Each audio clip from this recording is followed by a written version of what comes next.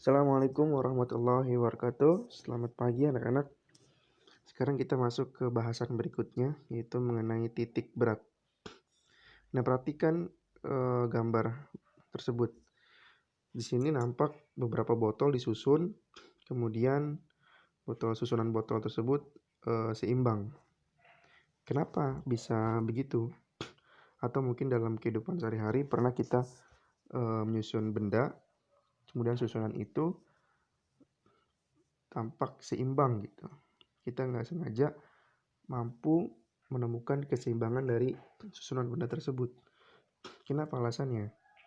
Alasannya adalah tanpa kita sadari, kita ketemu pusat massa dari benda-benda tersebut, sehingga benda tersebut seimbang. Karena setiap benda itu memiliki pusat massa atau titik berat dari benda tersebut. Contoh, misalkan kadang kita suka iseng di kelas, ada buku, kemudian kita suka puter-puter tuh bukunya dengan jari di tengah-tengah. Nah, awalnya kita kan meraba-raba atau memperkirakan di mana sih nih kiranya buku ini diputar tidak jatuh gitu kan. Nah, kita dengan perkiraan itu kita ketemu nih tanpa sengaja ya, ketemu titik seimbang dari buku itu. Nah, itulah yang dinamakan pusat massa dari buku itu. Jadi berat dari buku itu ketika kita temukan pusat massanya, maka buku tersebut dapat seimbang.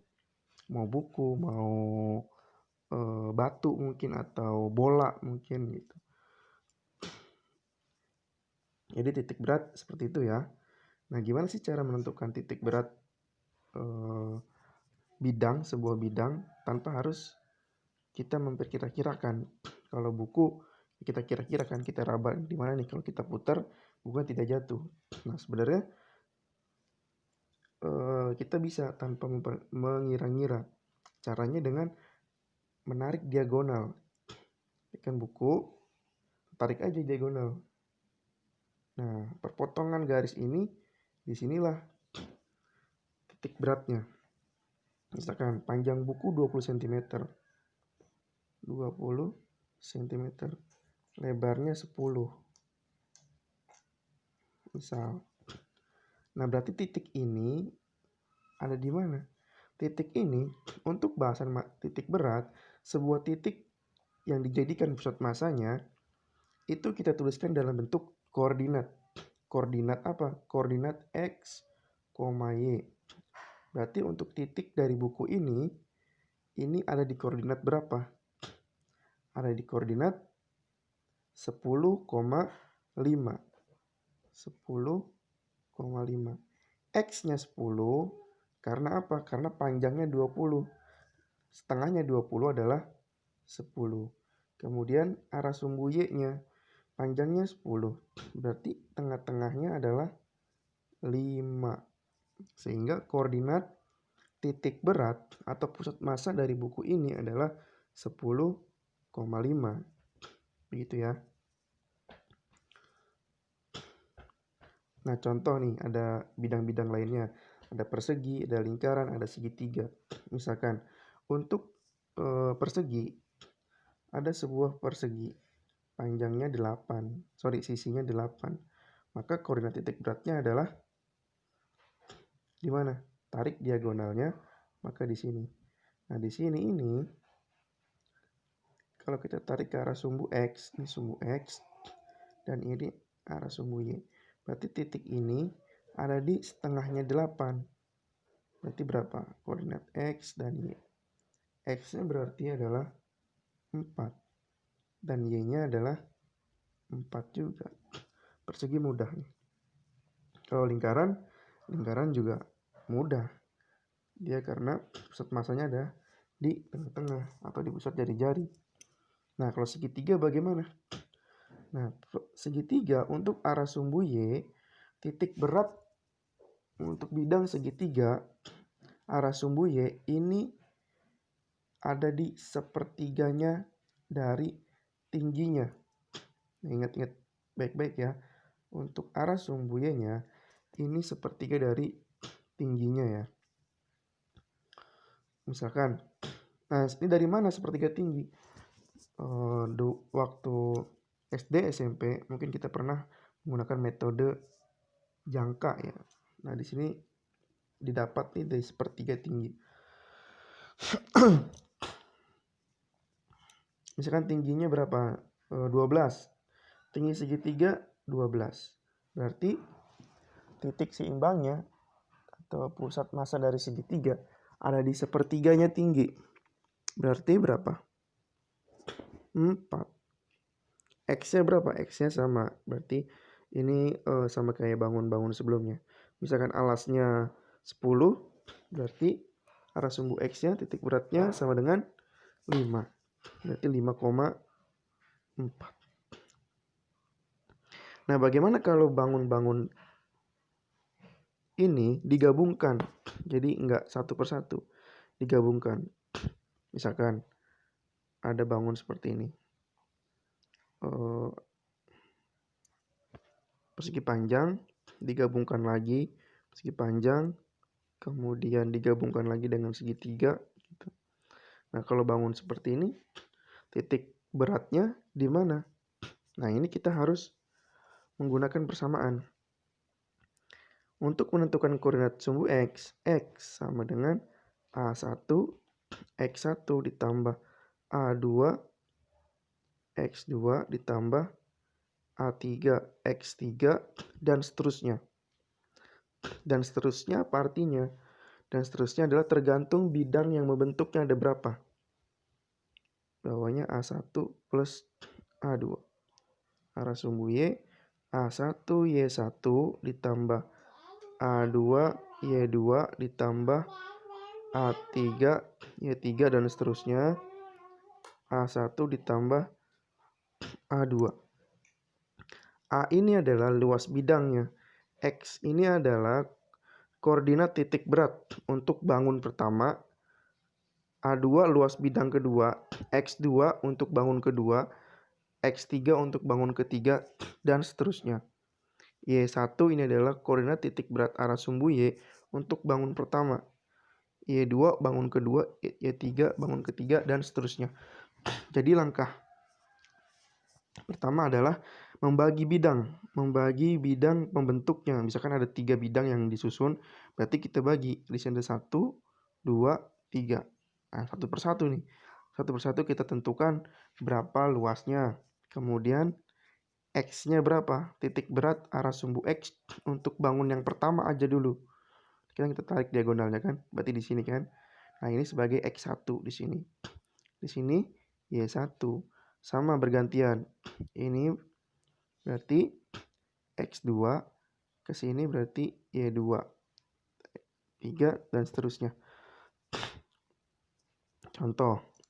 Ada bangun seperti ini. Nah, ini kita bagi dulu. Ini kan ada 2 bangun yang tersusun ya. Kita bagi dulu, kita potong. Misalkan pembentuk bangunnya seperti ini. Jadi bangun pertama ditambah dengan bangun kedua nih. Sehingga menjadi bentuk huruf L gitu ya.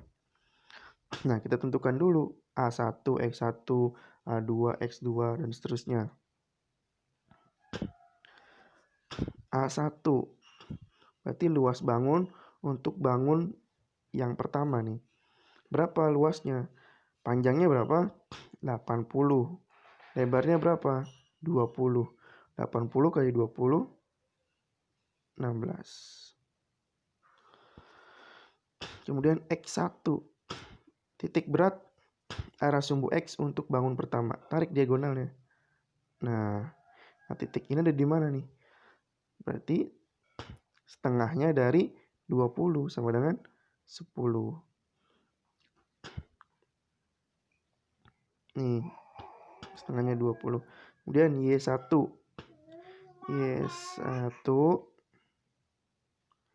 Y1 sama dengan panjangnya berapa? 80. 80 berarti setengahnya 40. Bangun kedua. A2. A2-nya berapa? Nih, bangun kedua kan ini aja nih. Yang ini aja. Berarti panjangnya berapa? Dari 20 ke 60, 40. Kemudian yang ininya berapa? 20. 20 kali 40, 8. Terus X2. Tarik diagonal, tarik diagonal. Nah, lihat. Tadi panjangnya berapa? 40. 40 setengahnya adalah 20. 20 di sini ya. Nah, tapi hitungannya adalah dari titik nolnya. Titik nol di koordinat. Dari 0 ke 20, kemudian 20 nyambung lagi ke sini kan? Tadi nih 20, sehingga menjadi 40. Jadi perhitungan bidangnya itu ini harus berawal dari 0. Dari ini koordinat 0. Misalkan ada bangun di sini. Ada bangun segitiga. Ada bangun segitiga di sini. Nah, ini perhitungan titik di sininya. Titik berat dari segitiganya ini harus dari 0. Dari 0 ya. Ingat baik-baik. Kemudian Y2.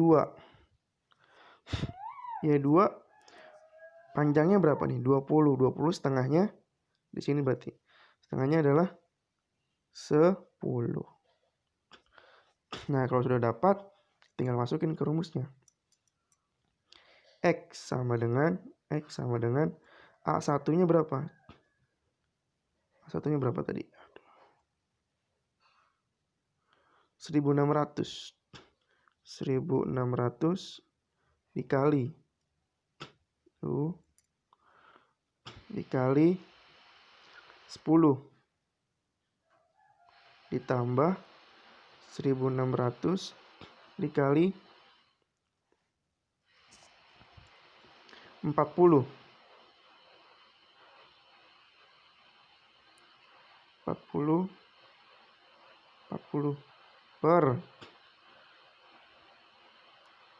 sorry, ini bukan,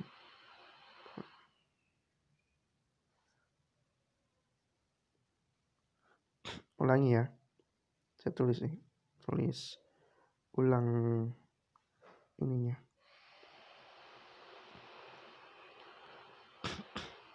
X1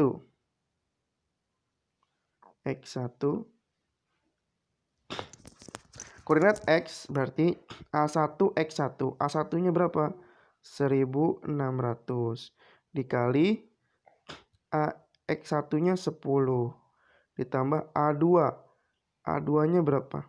800 dikali 40. 40 ini ya, 40 per 1600 ditambah 800. 1600 dikali 10 berarti 16.000 ditambah 800 dikali 40 berapa? 32.000 per 32.000 per 1600 ditambah 800 2.400. 16.000 ditambah 32.000 48.000 per 2.400. Coret berarti 48 dibagi 24 berapa? 20 gitu. Nah, berarti titik beratnya arah sumbu X ada di 20. Di sini 20. Y-nya berapa? Y-nya kalian hitung. Y sama dengan A1 1600. Kemudian Y1 40, Y2 10 per 1600 ditambah 800. Nah, tinggal dihitung, dimasukin angkanya, ketemu nanti. Titik Y-nya berapa? Nanti dapat. Berarti koordinat titik berat untuk bangun membentuk L tadi itu ada di koordinat 20, berapa. Nah, ini kalau diuji bangunnya, misalkan karton yang berbentuk huruf tadi L kan kita uji, kita topang dia dengan satu titik, maka bangun tersebut akan seimbang. Kira-kira begitu. Kalau ada pertanyaan, silakan hubungin. Assalamualaikum warahmatullahi wabarakatuh.